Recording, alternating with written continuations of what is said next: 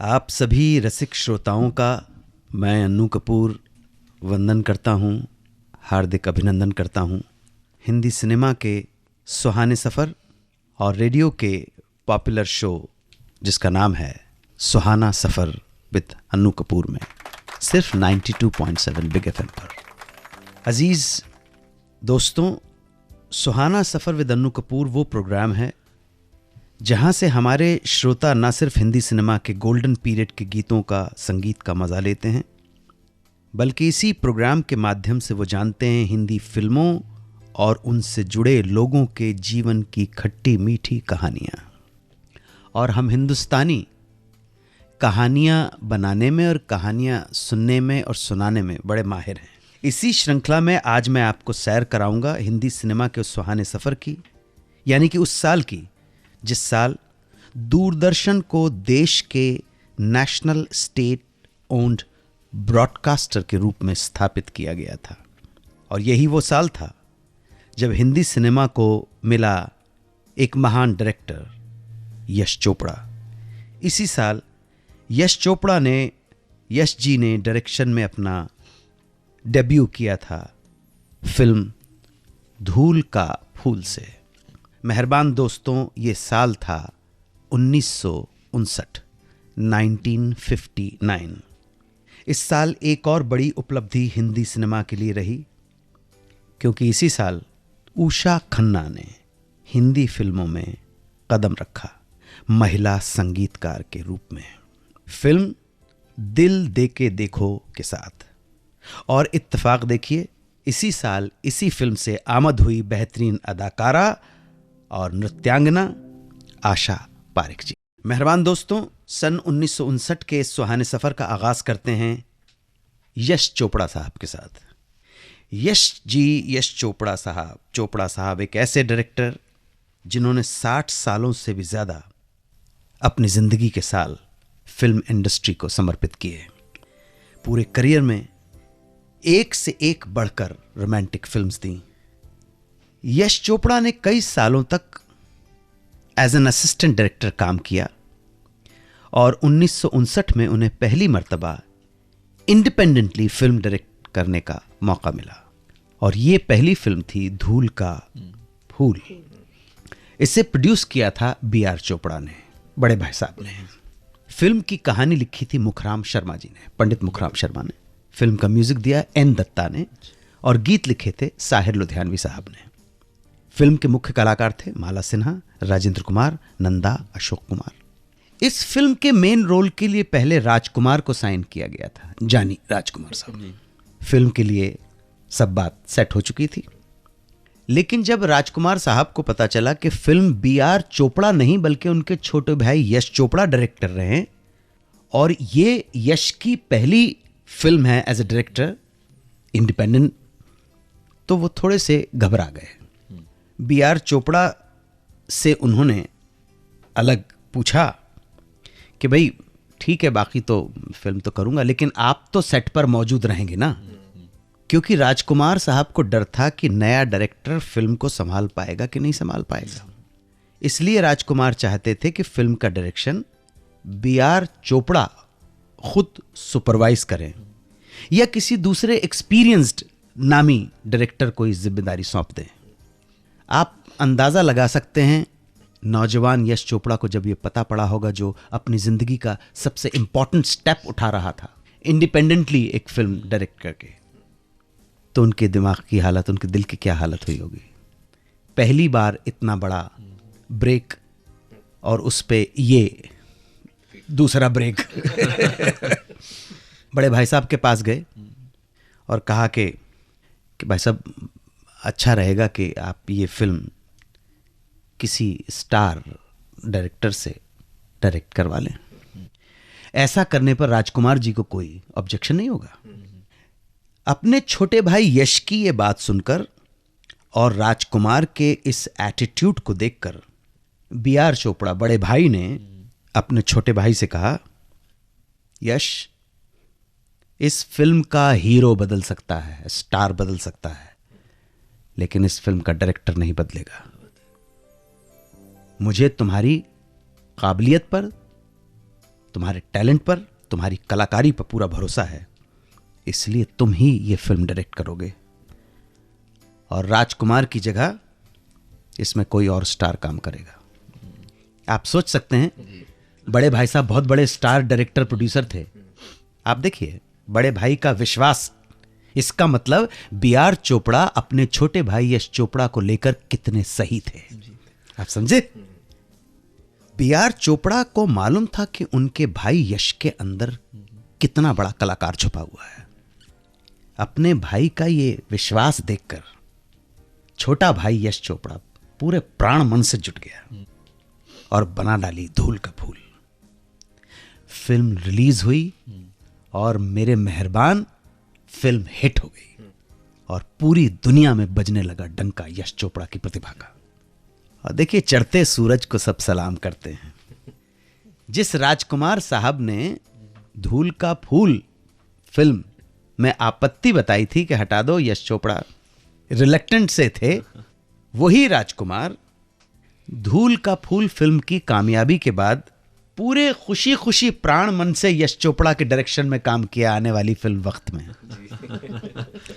जी चढ़ते सूरज को सभी सलाम करते हैं, चमत्कार को नमस्कार है, हिंदी में कहावत है ना। तो भैया जो आप सुनने वाले हो, हमने ऐसा समाज बना दिया है कि यहाँ पर जब तक कोई आदमी हिट नहीं होगा तब तक वो उसको फिट ही नहीं मानते और जब वो आदमी चला जाता है तब आप कहते अरे बड़ा कमाल का फिट आदमी था यार, हमारा दुर्भाग्य कि हम इसकी कदर नहीं कर पाए, हम इसकी कला को नहीं पहचान, न जाने कितने लोग हैं। तो मेहरबान कदरदान बात करेंगे उस फिल्म की जिसका नाम है दिल दे के देखो। इस फिल्म को डायरेक्ट किया नासिर हुसैन साहब ने और प्रोड्यूस किया शशधर मुखर्जी दादा ने। फिल्म की कहानी भी नासिर साहब की थी, फिल्म का म्यूजिक दिया उषा खन्ना ने और गीत लिखे मजरू साहब ने। मुख्य कलाकार शम्मी कपूर एंड आशा पारेख। इसी फिल्म से आमद हुई महिला संगीतकार के रूप में उषा खन्ना जी की। क्या क्या गीत थे। दिल दे के देखो ही वो फिल्म थी जिससे आमद हुई कॉमेडियन एक्टर राजेंद्र नाथ जी की। राजेंद्र जी अभिनेता प्रेमनाथ जी के छोटे भाई थे, मतलब कृष्णा आंटी जो राज कपूर जी की धर्मपत्नी जो है हमारे कृष्णा जी के भाई, मतलब ऋषि कपूर मामा। और इसी फिल्म से आशा पारेख भी बन गई चाइल्ड आर्टिस्ट से हिंदी सिनेमा की हीरोइन, एडल्ट हीरोइन। मतलब चाइल्ड आर्टिस्ट भी मेन रोल कर सकता है उसमें क्या होगा।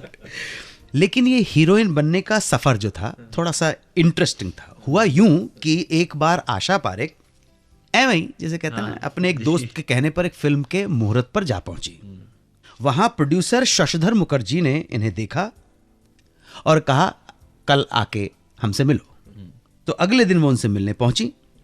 तो वहां शशधर मुखर्जी ने और उनकी फिल्म के डायरेक्टर नासिर हुसैन साहब ने स्क्रीन टेस्ट लिया आशा पारेख का और उन्हें ऑफर कर दी एज ए हीरोइन ये फिल्म दिल दे के देखो। इस ऑफर से आशा पारेख की खुशी का कोई ठिकाना नहीं था। कुछ ऐसी चीजें होती है जब आप बयान नहीं कर पाते उसको क्या शब्द आप घर बैठा हीरोइन। लेकिन खुशी कुछ ही दिन की थी और लगते जैसे ब्रेक लग गया। इस ऑफर के बाद एक हफ्ते तक आशा जी को शशधर मुखर्जी की तरफ से ना कोई फोन आया, ना कोई संदेशा आया, कोई पैगाम नहीं। अब थोड़ी एंग्जाइटी बढ़ने लगी, टेंस होने लगी और थोड़ी थोड़ी ये टेंशन निराशा में तब्दील हो गई। आशा जी को लगा कि शायद शशधर मुखर्जी का मन बदल गया है और वो शायद उन्हें हीरोइन नहीं लेना चाहते। डर लगने लगा कि यार ये तो झोली में आई हुई जो नेमत थी वो हाथ से निकल गई।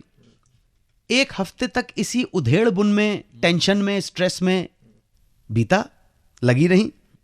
गुजर गया एक हफ्ता। एक हफ्ते बाद अचानक शशधर मुखर्जी ने संदेश भिजवाया कि गाड़ी आ रही है, बैठो और शूटिंग के लिए आ जाओ। हक्का बक्का रह गए, ये क्या है? फिल्म कर रही हो, सब ठीक ठाक है, फिल्म की डेट कुछ नहीं, गाड़ी आ रही है, बैठो आ जाओ। बहरहाल साहब गाड़ी आई, आशा जी बैठ गई और पहुंच गई शूटिंग पर। और ऐसे ही काम स्टार्ट हो गया, एक्टिंग शुरू हो गई, फिल्म शुरू हो गई दिल दे के देखो। कब कंप्लीट हो गई, कब फिल्म बन गई, कब रिलीज हुई। लेकिन जब रिलीज हुई तो फिल्म ने बॉक्स ऑफिस पर तहलका मचा दिया।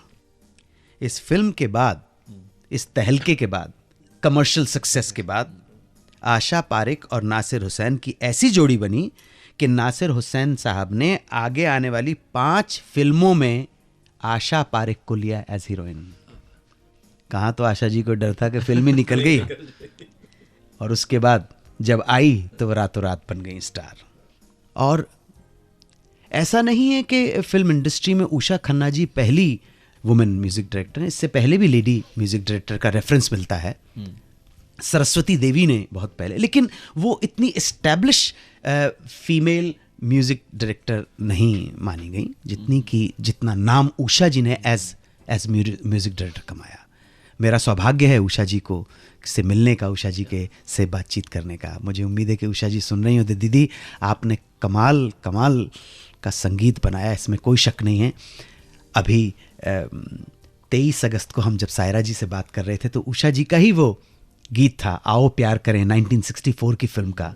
मेरी दास्तां मुझे ही मेरा दिल सुना के रोए, कभी रो के मुस्कुराए, कभी मुस्कुरा के रोए, मेरी दास्तां मुझे।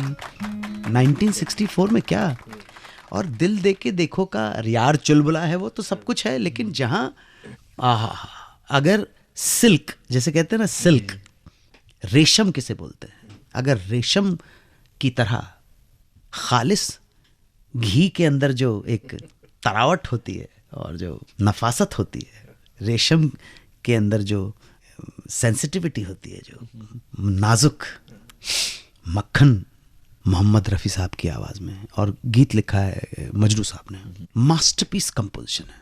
हम और तुम और ये समा, क्या नशा नशा सा है, हम और तुम और ये समा, क्या नशा नशा सा है, बोलिए न बोलिए, सब सुना सुना सा है, हम और तुम और ये समा, क्या नशा नशा सा है।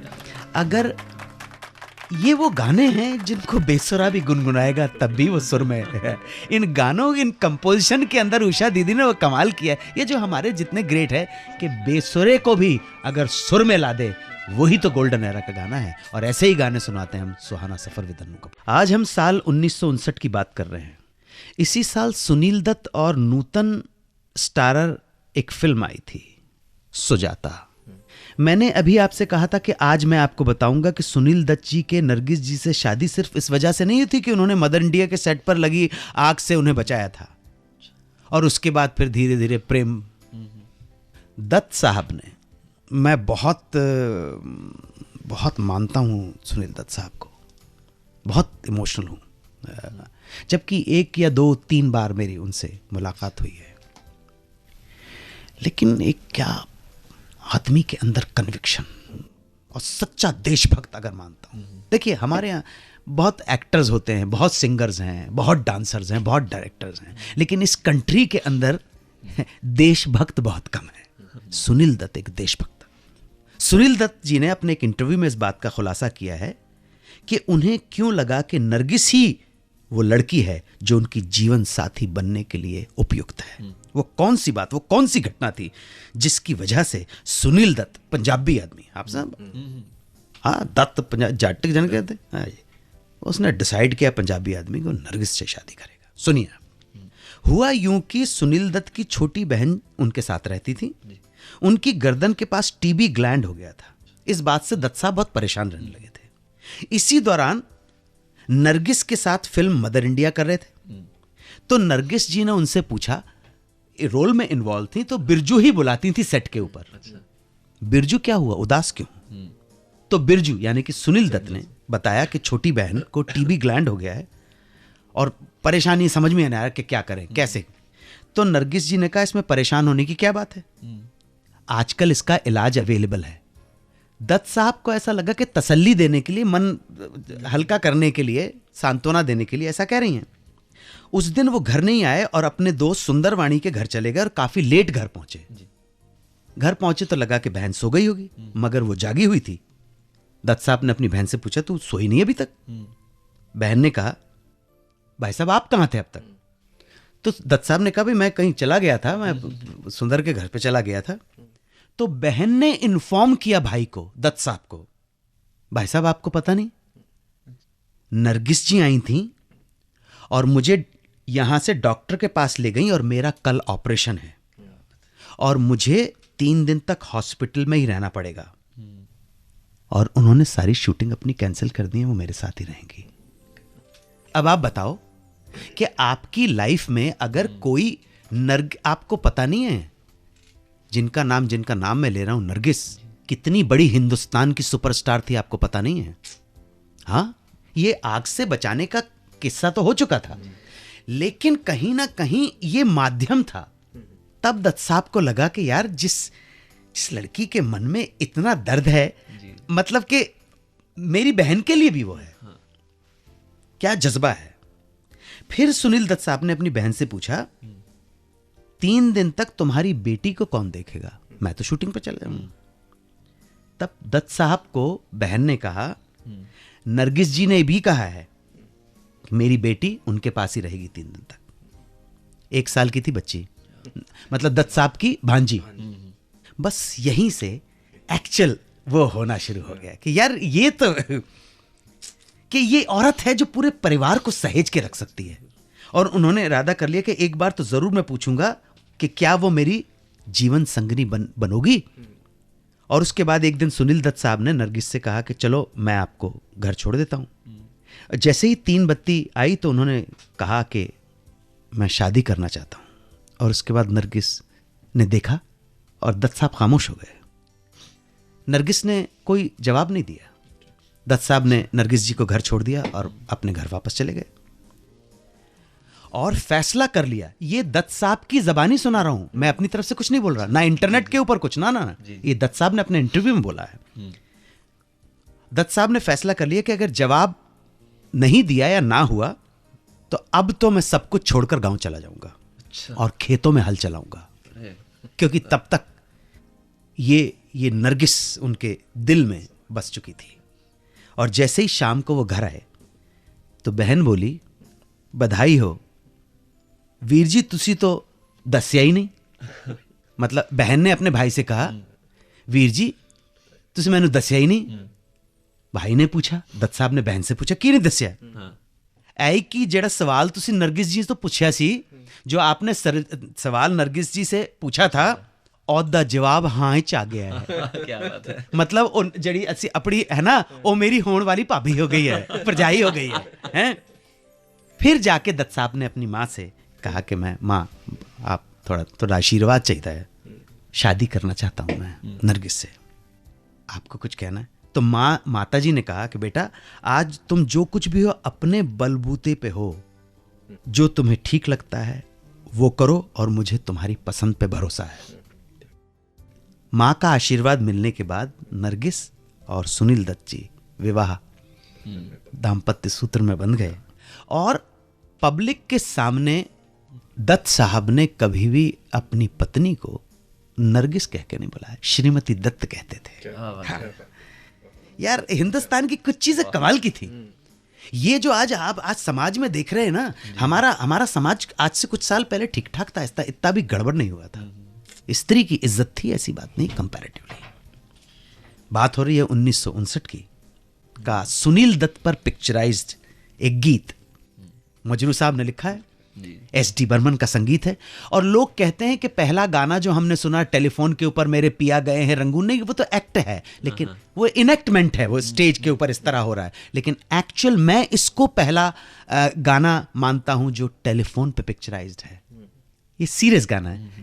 जलते हैं जिसके लिए, पूरा गाना बिमलदा ने टेलीफोन के ऊपर picturise. What an impactful song. जलते हैं जिसके लिए, तेरी आंखों के दिए, ढूंढ लाया हूं वही गीत मैं तेरे लिए, ढूंढ लाया हूं वही गीत आप सबके लिए। बलराज साहनी साहब की अनादर जीनियस एक्टर, मुझे बड़ा अटैच है। मैं कभी उनके दर्शन नहीं कर पाया, लेकिन बलराज जी के जो सेक्रेटरी थे राजेंद्र भाटिया साहब, स्वर्गीय राजेंद्र भाटिया साहब, उनको मैं पापा जी कहता था। बिल्कुल मैं पिता तुल्य मानता था। आज वो नहीं है, 96 25 दिसंबर को उनकी डेथ हो गई। वो 20-22 साल तक बलराज जी के सेक्रेटरी रहे और बलराज जी के साथ उन्होंने फिल्म भी बनाई, पवित्र पापी उन्होंने डायरेक्ट की थी, बलराज जी और उनका लड़के को लेकर और तनुजा जी को लेकर। बलराज जी की 1959 में एक फिल्म आई थी छोटी बहन। इस फिल्म में उनके साथ थी नंदा और रहमान साहब। बलराज जी एक बेहतरीन कलाकार तो थे ही, इसमें कोई शक ही नहीं, मगर बहुत कम लोगों को पता है कि इतने बेहतरीन अभिनेता को भी अपनी पहली फिल्म के पहले सीन में पसीना छूट गया था। घबरा गए थे, फिर भी शॉट ओके हो गया, डायरेक्टर खुश हो गया और इतना खुश हुआ कि उसने इस खुशी के मौके पर शॉट के बाद रसगुल्ले मंगाकर यूनिट में बंटवा दिए और बलराज जी से कहा कि वाह एक्सीलेंट, व्हाट अ शॉट। ये बात जो है 1946 की, जब पहली बार इंसाफ में एक छोटा सा रोल कर रहे थे। मैं आपको बता देना चाहता हूं कि बलराज जी इस फिल्म को करने से पहले थिएटर कर चुके थे और बीबीसी लंदन में हिंदी अनाउंसर भी रह चुके थे। मगर इसके बाद जब फिल्म इंडस्ट्री में कदम रखा, पहली बार कैमरा फेस किया, तो घबरा गए। उनकी घबराहट ऐसी थी कि डायलॉग बोलते वक्त उनके जबड़े ऐंठ रहे थे, कोशिश करने के बाद नॉर्मल नहीं हो पा रहे थे, आवाज धीरे से निकल रही थी, मुंह से पसीना आ रहा था, घबराहट पे कंट्रोल नहीं कर पा रहे थे और मन ही मन डर लग रहा था कि कहीं डायरेक्टर साहब फिल्म से किक मार के नहीं निकालते। हालत पतली थी और ऐसी हालत में उन्होंने बड़ी मुश्किल से अपना पहला टेक दिया। लेकिन जैसे ही शॉट खत्म हुआ, वहां तालियां बजने लगी, लोग सीटियां बजाने लगे, अप्रिशिएट करने लगे और बधाई देने लगे शॉट देने के बाद। किस्मत से उनकी ये घबराहट उनके लिए प्लस पॉइंट बन गई और फिल्म के डायरेक्टर को उस रोल के हिसाब से, उस सीन के हिसाब से उनकी परफॉर्मेंस इतनी पसंद आई कि उन्होंने रसगुल्ले मंगवाए। वो क्या होता है कभी कभी कि जो हमारे जो दर्शक सुन रहे हैं, आप या तो आपके अंदर कहीं खुद एक हीरो छुपा बैठा है, या आपके बच्चे या आपके कोई रिलेटिव हीरो बनना चाहते हैं, तो उन सब के लिए बड़े बड़े एक्टिंग के तो स्कूल खुले हुए हैं। लेकिन ये आपका जो मित्र है जिसने 41 साल से संघर्ष करता हुआ आगे बढ़ा है, जो कभी इस लाइन में नहीं आना चाहता था, मैंने 41 साल के तजुर्बों से एक चीज़ सीखी है कि आप क्या महसूस कर रहे हैं ये दीगर बात है, ये बात की बात है। पहले तो मोस्ट इंपॉर्टेंट, मोस्ट प्रोमिनेंट बात यह है आप देखने वाले को क्या महसूस करवा रहे हैं। तो बलराज जी के साथ भी ये वो महसूस कर रहे थे, घबराहट हो रही है, लेकिन जो सामने वाले को लग रहा था वो सीन के मुताबिक करेक्ट था। बस आप क्या महसूस कर रहे हैं ये इतना इंपॉर्टेंट नहीं है जितना आप देखने वाले को, दर्शक को, व्यूअर को, ऑडियंस को क्या महसूस करवा रहे हैं, वो प्रथम चीज है। मुझे मतलब नहीं है कि आप अंदर से मैं बहुत टूटा हुआ था और टूटने वाले एक्टर की मेरा सीन वो था, उससे मतलब आप महसूस क्या करवा रहे हैं ये इंपॉर्टेंट है। सेकेंडरी हो जाता है महसूस क्या कर रहे हैं। तो बलराज जी के साथ भी ऐसा ही हुआ और हर ग्रेट एक्टर को बहुत अच्छी तरह से मालूम है ये बात। छोटी बहन की याद आई तो भैया मेरे राखी के बंधन को निभाना तो इस फिल्म का बहुत पॉपुलर गाना, लेकिन इसके अंदर एक और मास्टरपीस कंपोजिशन है। शंकर जयकिशन का म्यूजिक है इस फिल्म में और हसरत जयपुरी साहब ने जो बेहतरीन नगमनगार थे, उनके बहुत बेहतरीन नगमों में से एक नगमा मैं मानता हूँ, जाऊं कहाँ बताए दिल, दुनिया बड़ी है संग दिल, चांदनी आई घर जलाने, सूझे न कोई मंजिल, जाऊं कहाँ बताए दिल। ये गाना मुकेश जी ने गाया है। मुकेश जी की आवाज़ का जो टिम्बर था वो फिर किसी को नसीब न हुआ। सारे सिंगर तब के और अब के बन के गाते हैं। मुकेश जी की आवाज ही दर्द थी। मुकेश जी एक सुर लगाते थे और दर्द आएगा दबे पांव, ऐसा लगता था दर्द खिल गया। जिसे सुन के दर्द चहक उठे, जिसे पी के रूह महक उठे, ये था मुकेश जी। लेकिन इस गाने को जब मैं सुनता हूं, मुकेश जी के अलावा, बलराज जी के अलावा, हसरत साहब के अलावा, शंकर जयकिशन साहब के अलावा, मुझे एक और सिंगर की याद आती है। हर गाने के साथ मेरा जुड़ाव है, एसोसिएशन है, और वो सिंगर है पृथा मजूमदार। यश चोपड़ा, लता मंगेशकर जी ने एक प्रोग्राम प्रोड्यूस किया था, उसकी प्रोडक्ट है पृथा मजूमदार। बहुत बेहतरीन गाना। जब भी मैं मदन जी की एक कंपोजिशन सुनता हूँ, मुश्किल है जीना बेदर्दों की दुनिया में, तो लता जी और मदन जी की तो है ही याद है, लेकिन पृथा मजूमदार की याद आती है। पृथा, अगर इस प्रोग्राम को सुन रही हो बेटा, तुम इतना, ये गाना इतना अच्छा गाती है कि तुम्हारी याद आती है। God bless you. गूंज उठी शहनाई को डायरेक्ट किया, प्रोड्यूस किया विजय भट्ट साहब ने। फिल्म का म्यूजिक दिया वसंत देसाई जी ने, और गीत लिखे पंडित भरत व्यास ने। इस फिल्म के कलाकार थे राजेंद्र कुमार, अमिता IAS जौहर और अनीता गुहा। सब जानते हैं इस फिल्म की हीरोइन थी अनीता गुहा, लेकिन आपको बताना चाहूंगा, अनीता गुहा से पहले ये फिल्म ऑफर हुई थी आशा पारिक जी को। हुआ यूं कि डायरेक्टर विजय भट्ट जी ने आशा पारिक जी को कथक करते हुए किसी एक प्रोग्राम में देखा, और देख के इंप्रेस हुए और ऑफर कर दी गूंज उठी शहनाई। तब आशा बाई 16 साल की थी, और उन्होंने ये शर्त भी रख दी कि फिल्म पूरी होने तक वो कोई और फिल्म नहीं करेंगी। आशा जी ने भी शर्त को मान लिया और यस कह दिया। लेकिन शूटिंग के पहले ही दिन 2-4 घंटे के बाद ही विजय भट्ट जी ने यह कहकर पैकअप करा दिया कि भाई कुछ गड़बड़ है, कुछ किसी वजह से कुछ दिनों के बाद शूटिंग करेंगे। आशा जी अपने घर चली गई। दिन गुजरते गए। जब भी आशा जी इंक्वायर करती कि शूटिंग कब शुरू होगी, तो उधर से जवाब मिलता थोड़ा और वक्त लगेगा। इसी दौरान डायरेक्टर IAS जौहर साहब ने एक फिल्म डायरेक्ट की। इंद्र सेन जौहर जी हमारी फिल्म इंडस्ट्री के बहुत ज़्यादा एकेडमिक पढ़े लिखे लोगों में से एक माने जाते थे। उन्होंने आशा जी को एक फिल्म ऑफर कर दी। आशा जी ने ये फिल्म रिफ्यूज़ कर दी, ये कह के कि ऑलरेडी विजय भाई भट्ट की फिल्म कर रही हैं। जौहर साहब ने पूछा, क्या तुम्हारा विजय भट्ट के साथ कोई रिटन कॉन्ट्रैक्ट है? आशा जी ने कहा, ऐसा कुछ नहीं है, लेकिन मैं अपनी ज़बान से पलट नहीं सकती। जौहर साहब चुप हो गए और चले गए। लेकिन उसके बाद आशा जी सोच में पड़ गईं, और वो सीधे विजय भट्ट के पास पहुंची और पूछा, भाई लेट क्यों हो रही है फिल्म? तो विजय भाई ने साफ साफ कह दिया कि आशा, बुरा मत मानना, तुम्हारा चेहरा और कथक देखकर मुझे लगा था कि तुम एक अच्छी एक्ट्रेस हो, लेकिन मैं गलत था। मेरे ख्याल से तुम्हें एक्टिंग के कोर्स करने चाहिए और एक्टिंग सीख लेनी चाहिए। आशा पारिक अपने कानों पर विश्वास नहीं कर पा रही थी वो जो उन्होंने सुना। जमीन खिसक गई उनके पैरों से, और मरता क्या ना करता, she didn't have any other option. और इस तरह से ये क्लासिक फिल्म उनके हाथ से निकल गई। और कुछ दिनों के बाद विजय भट्ट साहब ने इस फिल्म के लिए अनीता गुहा को साइन कर लिया और फिल्म की शूटिंग शुरू कर दी। गूंज उठी शहनाई बनी, हिट हो गई। ये फिल्म राजेंद्र कुमार जी के करियर की पहली बड़ी हिट फिल्म थी, कही जा सकती है। इस फिल्म में शहनाई के जो पीस हैं, उन शहनाई के पीसेस को बजाया था none other then Bharat Ratna उस्ताद बिस्मिल्लाह खान साहब ने, और आवाज़, प्लेबैक सिंगिंग की जो आवाज़ है, उस्ताद आमिर खान साहब। और इस फिल्म में भारत रत्न उस्ताद बिस्मिल्लाह खान साहब की एक जुगलबंदी का भी एक है, शहनाई और सितार की जुगलबंदी। तो सितार बजाया है उस्ताद अब्दुल हलीम जाफ़र खान साहब ने। बहुत कमाल का बीन की आवाज़ निकलती है खान साहब के सितार से। ऐसा सितार फिर मैंने किसी का नहीं सुना, सच में आपसे बोल रहा हूँ। इसलिए नहीं कि हलीम जाफ़र खान साहब का जिक्र हुआ तो, ऐसा सितार नहीं सुना, ऐसी गमक का सितार मैंने नहीं सुना, ऐसी मींड बजाते हैं। तो जनाब, आज चर्चा में रहा साल 1959, 1959। इस साल तकरीबन 90 फिल्में रिलीज़ हुई थी। एक फिल्म थी पैगाम, इंसान का इंसान से हो भाईचारा, यही पैगाम हरा। इस फिल्म को डायरेक्ट और प्रोड्यूस किया था SS वासन जी ने। फिल्म की कहानी लिखी रामानंद सागर जी ने।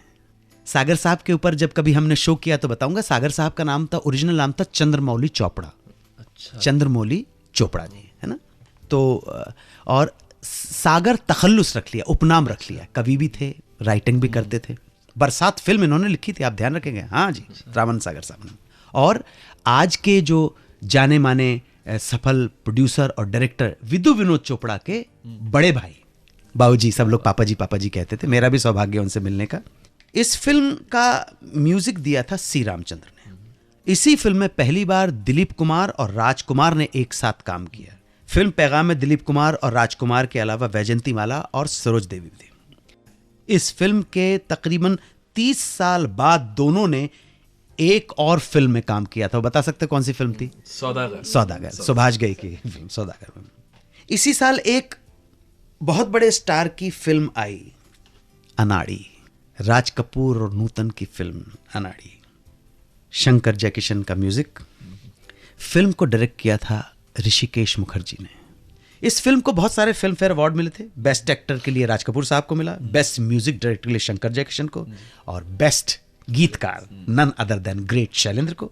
इसी गीत के लिए सब कुछ सीखा हमने, ना सीखी होशियारी। इसी गीत के लिए बेस्ट सिंगर का अवार्ड मुकेश जी को मिला।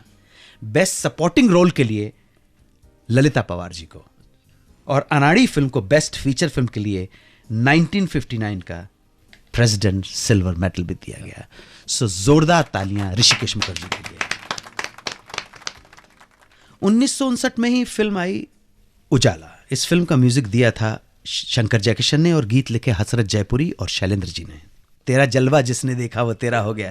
दुनिया वालों से दूर, चले वालों से दूर, आजा आजा चलें कहीं दूर कहीं दूर कहीं दूर। झूमता मौसम मस्त महीना, चांद सी गोरी एक हसीना, आंख में काजल मुंह में पसीना, याला याला दिल ले गई, याला याला दिल ले गई। गीत खूब चले थे।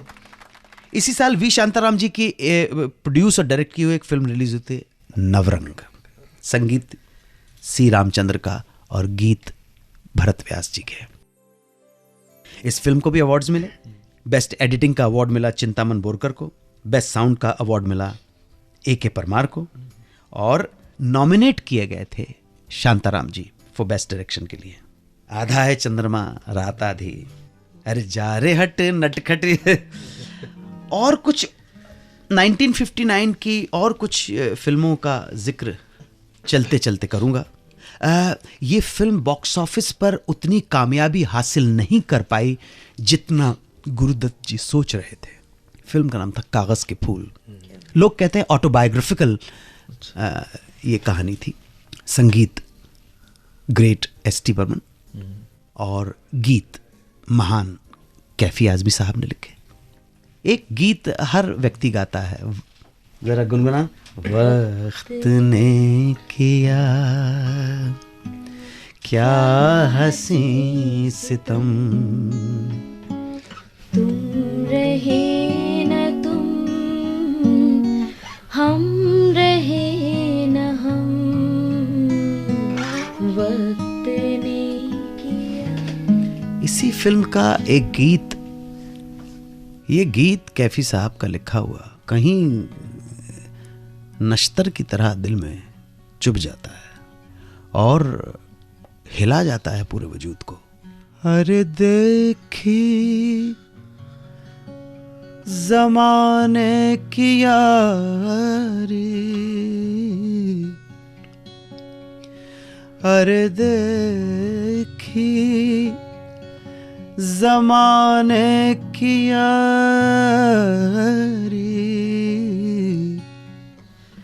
बिछड़े सभी बारी बारी, बिछड़े सभी बारी बारी।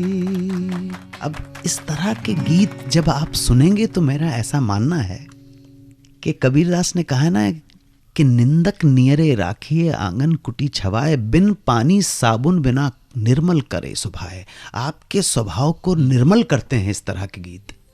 ना कोई भजन है ना ईश भक्ति है, परंतु फिर भी इन गीतों की जो ताब है, इसकी सच्चाई है, इसके अंदर छुपा हुआ जो निहित सत्य है वह आपकी आत्मा में गहरे उतरकर आपकी आत्मा को, हृदय को, मन को निर्मल कर जाता है। इसलिए इस तरह के गीत सुनवाना हमारा कर्तव्य है और मुझे लगता है आप सुनकर अपने लिए ही बहुत अच्छा कर रहे हैं। अगर आप हमसे जुड़ना चाहते हैं तो एक बार फिर मैं आपको बताना चाहता हूँ, SMS कीजिए हमें, नंबर है 55454, लिखिए बिग, स्पेस दीजिए, फिर सुहाना सफ़र और फिर अपना मैसेज दीजिए। अपना ख्याल रखें, दुआओं में बराए मेहरबानी याद रखें। खुदा हाफिज, जय हिंद, वंदे मातरम।